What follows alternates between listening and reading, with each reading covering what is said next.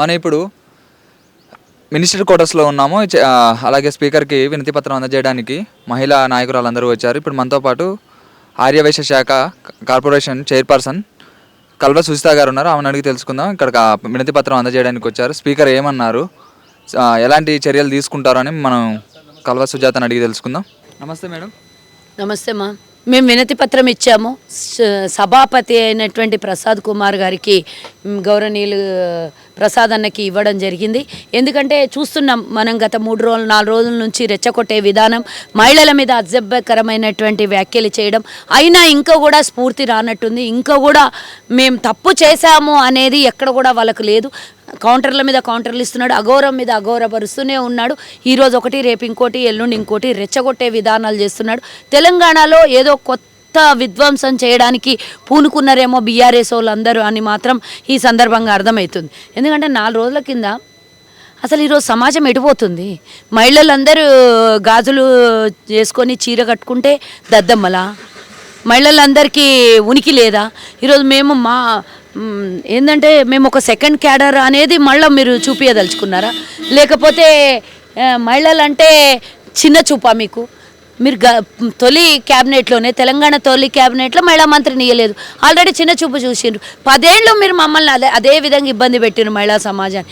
మళ్ళీ కూడా మా ప్రభుత్వం వచ్చింది, కాంగ్రెస్ ప్రభుత్వం వచ్చిన తర్వాత ఈరోజు మహిళలకి సమానం కన్నా ఎక్కువగా వాళ్లకు అన్ని విధాల సేవలు అందిస్తూ ఉంటే అది తట్టుకోలేని వాళ్ళు, మేము చెయ్యంది ఎవరు చెయ్యొద్దు, మేము చేయలేదు కాబట్టి ఎవరు చేస్తే మేము తట్టుకోలేము అనే పరిస్థితిలో బీఆర్ఎస్ నేతలతో మాట్లాడిస్తున్నటువంటి బీఆర్ఎస్ వాళ్ళ నాయకులకి ఒకటే హెచ్చరిస్తున్నాం.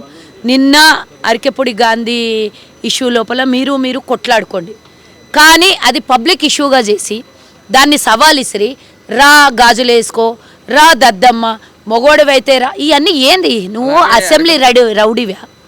అలాగే గాంధీ కూడా వాళ్ళ ఇంటి మీదకి టమాటాలు, కోడిగుడ్లు అవి తీసుకుపోయినట్టు కూడా అంటున్నారు కదా. ఇంకా నువ్వు టమాటాలు, కోడిగుడ్లు అంటారు, ఆయన అయితే కత్తులు కటాగర్లు అన్నాడు, వెపన్స్ పెట్టుకొని వచ్చిండ్రు అన్నాడు.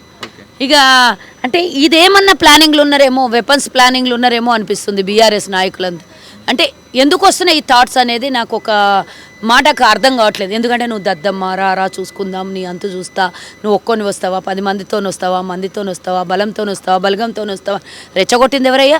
రమ్మని నువ్వే కదా పిలిచినావు, నువ్వు ఎందుకు బయటికి వెళ్ళలేదు? మరి రా, నేను ఒక్కొన్నే వస్తాను, ఛాతీ చూపించినావు కదా. 39 ఏళ్ళ యువకుడిని నేను, నీకే 65 ఏళ్ళు ఉన్నోనికి నీకే అంత ఉంటే, యువకుడిని నేను 39 ఏళ్ళు ఉన్నోని నాకెంత ఉండాలి అన్నాను. మరి నీకెంత ఉంటుందో మరి చూసుకోవచ్చే, సత్తా చూపించుకోమని వచ్చిండు ఆయన. మరి రమ్మన్నా వచ్చిండు, వచ్చినాక ఆన్సర్ లేదు కదా నీ దగ్గర, మళ్ళీ ప్రెస్ మీట్లు పెట్టే మాట్లాడుతున్నావు. ఆయనకు ఎదురు పోయేందుకు మాట్లాడతలేవు.